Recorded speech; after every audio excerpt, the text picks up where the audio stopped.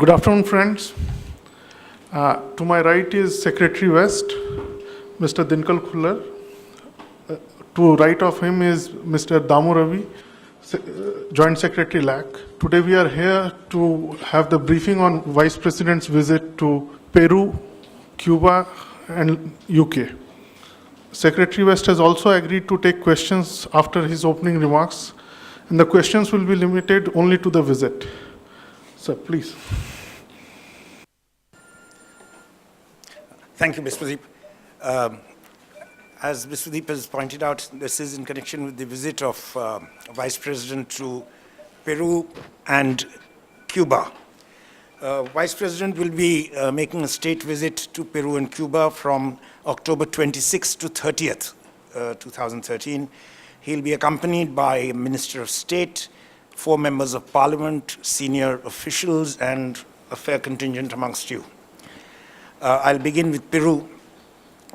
This is the first state visit to Peru after 15 years. The last visit was when state visit was when our president, former President K.R. Narayanan visited. The visit of Vice President coincides with the 50th anniversary of the establishment of diplomatic relations between our two countries. Vice President will be received by his counterpart, Ms. Marisol Espinosa, and will be meeting Foreign Minister, Foreign Trade and Tourism Minister, and President of the Congress. Vice President will be calling on President Humala. The current President of Peru, Ollanta Humala, took office in July 2011 and has been keen to strengthen bilateral relations with India. Thus, Vice President's visit to Peru should be seen as the beginning of a new process.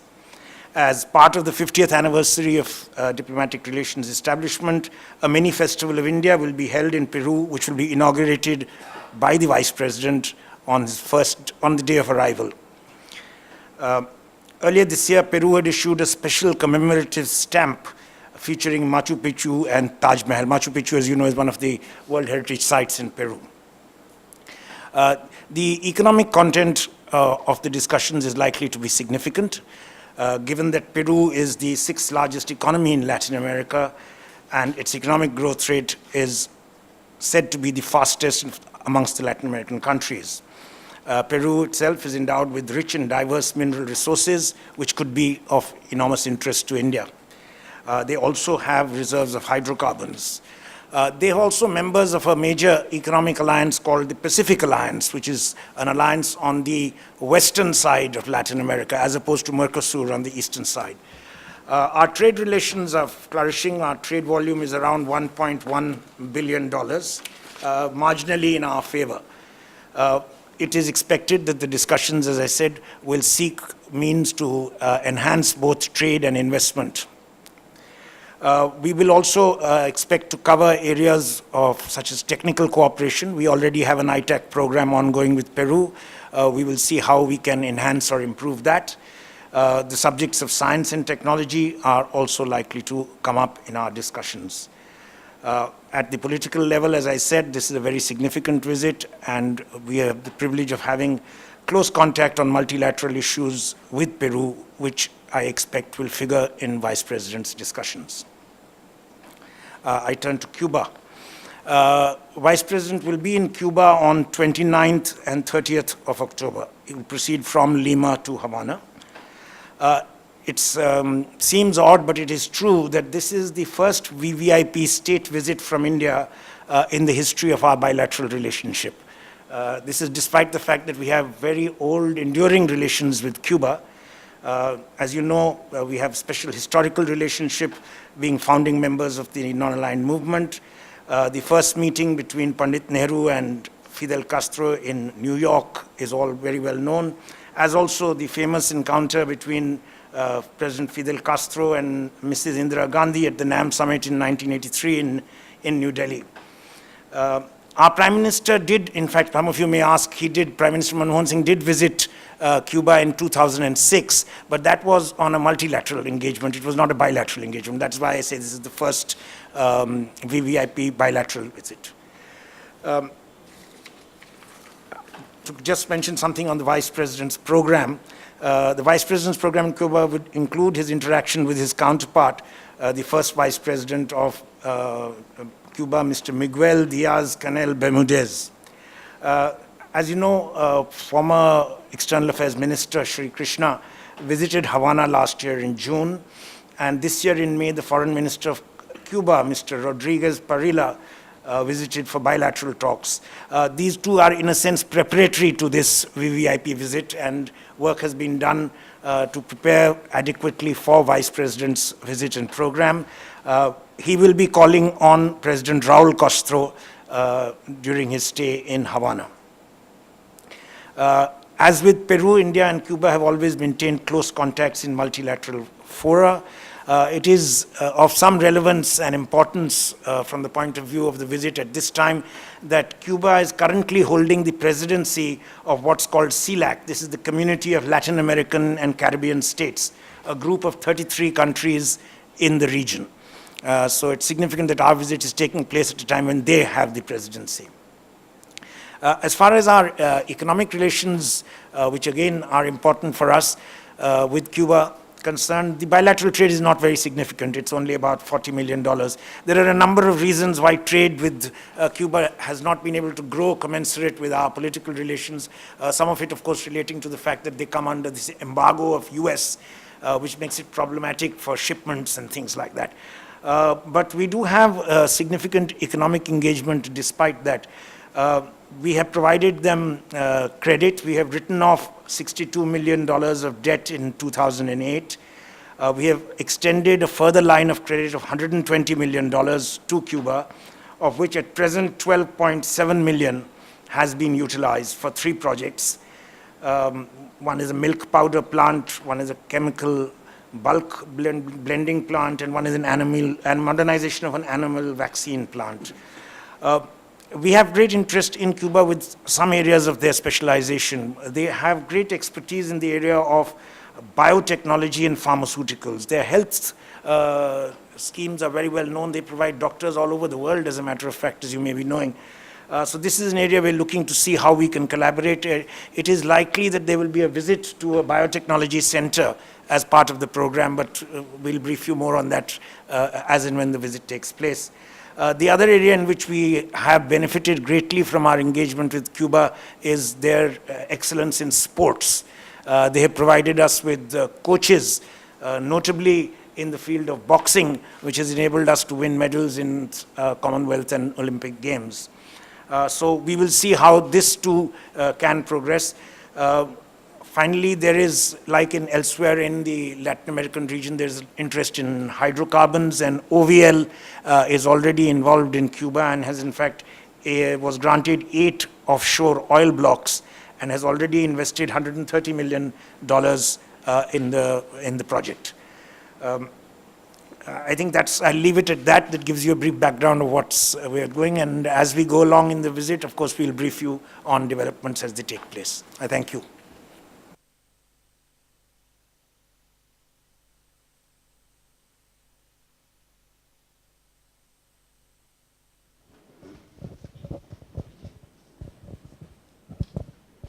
So could you give a sense of India's investment in the hydrocarbon sector in Peru? And in your introductory remarks, you spoke about cooperation on multilateral issues. What are those issues which are going to be discussed during the visit, during the talks?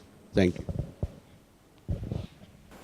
Well, the exact investment in Peru in terms of hydrocarbons, perhaps J.S. Lack will know. I can't give you the figure offhand, but I'll get it to you at some suitable stage.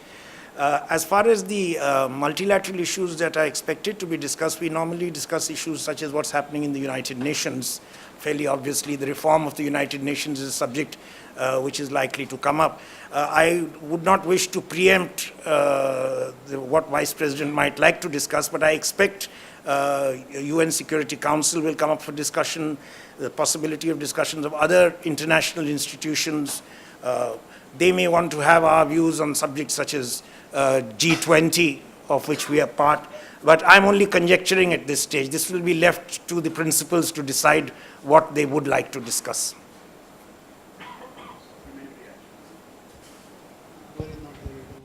Sorry? So just wanted to get a sense of, out of 33 lakh countries, how many of them have declared support for India's candidature for a permanent seat in the Security Council? Or any rough estimate would also do. Let me ask J.S. Lack to respond on that. Well, I don't think there is a very significant opposition to the India's candidature. As you have seen it from the last time for the non-permanent membership, almost all countries have supported India. But on the permanent membership, there are 3 countries which are part of the coffee club. This is Argentina, Mexico, and Colombia. So barring this, most countries have no problem with India's candidacy.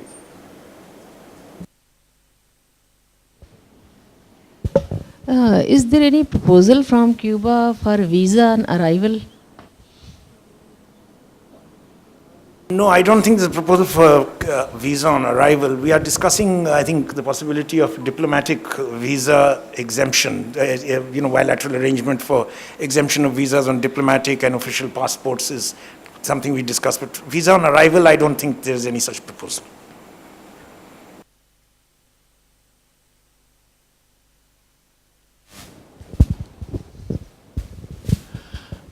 Has the Archaeological Survey of India ever been invited to take a look at Machu Picchu, which was shut down for some reason some time ago?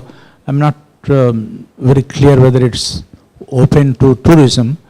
And also Cuba is a beautiful country. Havana is a very pretty town. I don't know how many more tourists Cuba has been getting after Ek Tha Tiger was shot there and so on. But the last time I was there, I thought the place needed a whitewash.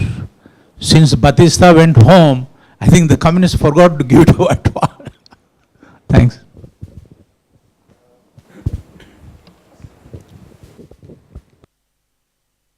Yeah. What was the first question? Machu Picchu. Yes. Machu Picchu. Yeah, well, Machu Picchu is not closed down, actually. It is open now to tourists at present. Whether Archaeological Survey of India has been or is likely to go there, I can only inform you that Secretary Culture is likely to be there on a visit around the same time as the Honorable Vice President, and he may explore possibilities of what we can do together with Machu Picchu. So I'd leave it to Secretary Culture because he will be there. As regards your second question, that it is true that tourism from India to Cuba would not be very large. But I think that is a common problem because of distance also and accessibility. Improvement in their facilities, they have been going through Cuba has gone through difficult economic times. First with the Soviet Union collapse and the implications, and more recently with their problems arising out of the passing on of Mr. Chavez, who was a great supporter of that. So indeed they're going through difficult times, but they're changing. As I'm sure if you are on the visit with us, I'm sure you will discover, and I'm told by my colleagues that President Raul Castro is working to change the system also, not just improvements in the facades, but also in the main system.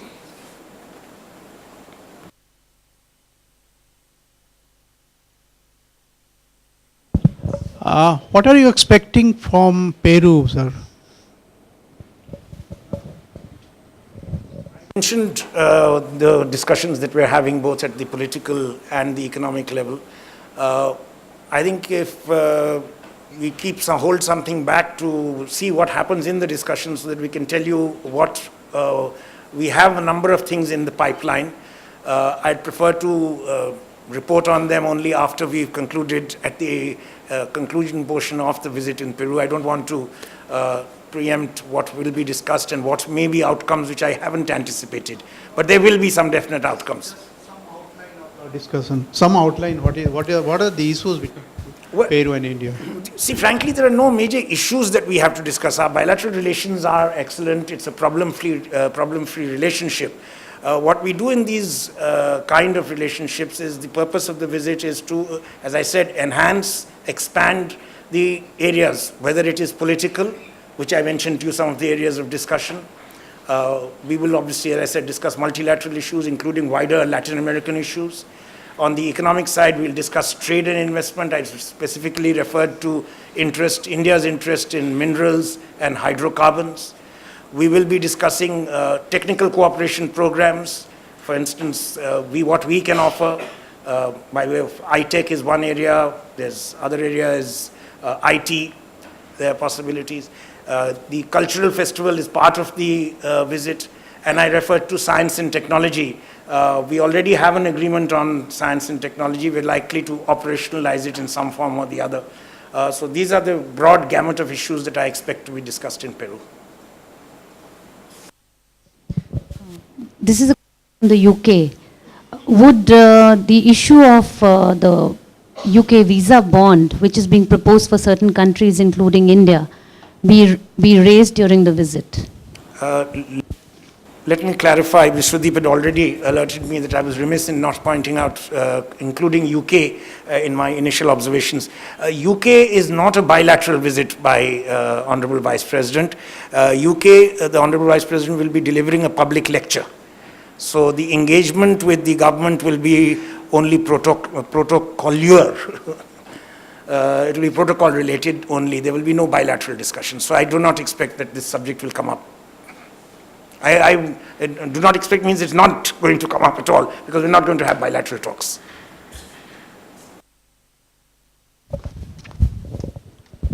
What is this lecture going to be on? Oxford Center of Islamic Studies on citizenship and identity. Thank you, Nagesh. And identity.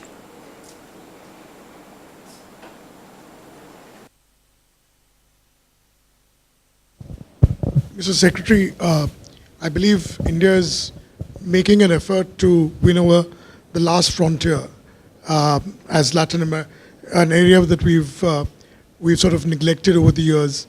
And there's a view that this is a reaction to the fact that China is is a major investor in the region, and especially in Peru, which has very close military and economic ties with Peru. What are the other things that we have planned in this direction? And number two is, I believe Bollywood is a big part of the Peru and Cuban festivals. Is that correct?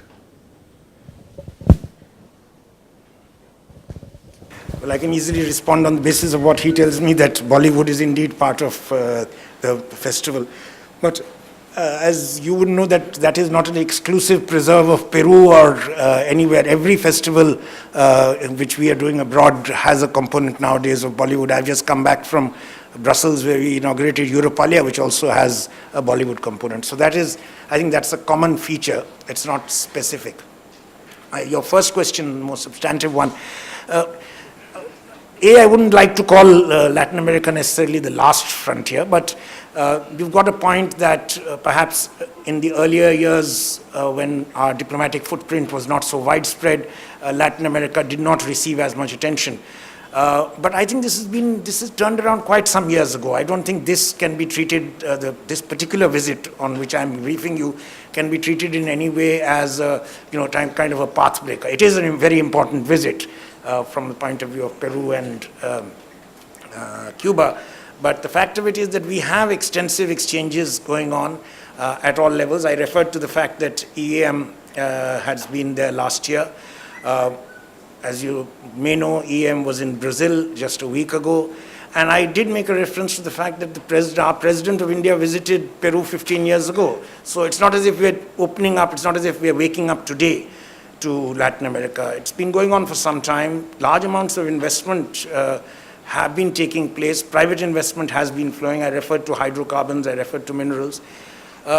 So I wouldn't go so far as to say we are reacting to the Chinese. I think the Chinese and us have common interests, similar interests in the area, and so we find ourselves both going there. I don't think there's kind of a race for the gold medal going on between us. And of course our interests differ, just as they do in other parts of the world. Our interests don't necessarily relate only to natural resources. I mean, I mentioned mining is because it is of some interest, but it's not an exclusive area of interest. India is active in a number of other fields. I mentioned IT, for instance. All over Latin America, we've been setting up these IT centers. So that's absolutely different from the Chinese model, similar to what's going on in Africa. So I would, since I'm referring only to this visit, I would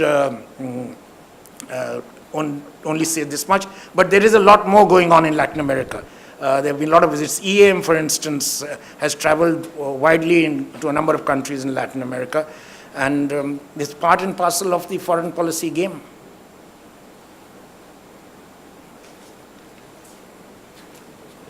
Could you give us the names of the 4 MPs accompanying the Vice President? Have got the name? I can give you the names now that they have been given to me. Honorable Srimati Renuka Chaudhary, Honorable Srimati Supriya Sule, Honorable Shri T.K. Rangarajan, and Honorable Shri Shashi Bhushan Behra.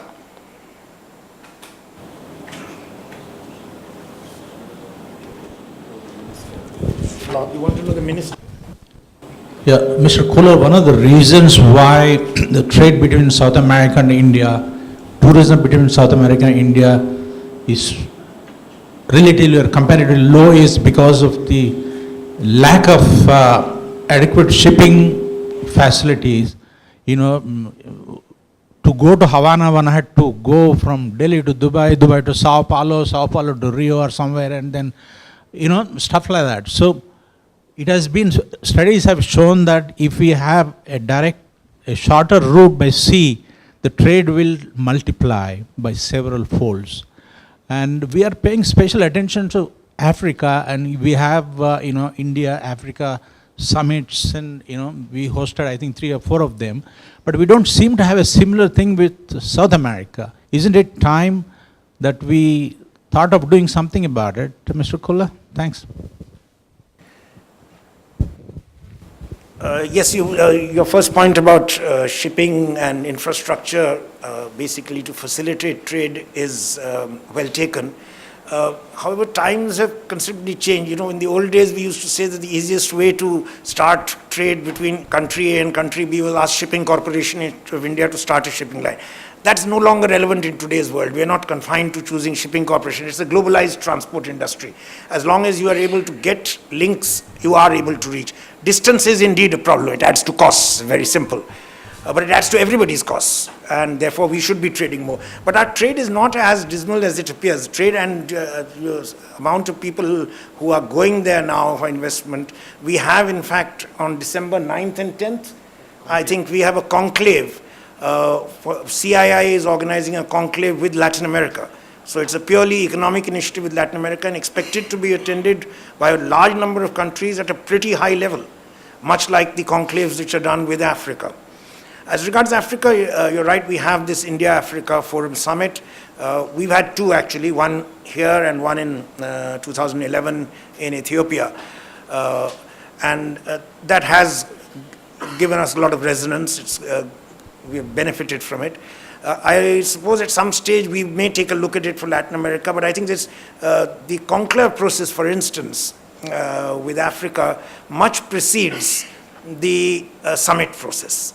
The conclaves started the ball rolling, in a sense, and it moved towards it. I'm sure my colleague who deals with Latin America will take this on board, your idea, and we'll see where we take it. But at present, we are working through these bilateral engagements.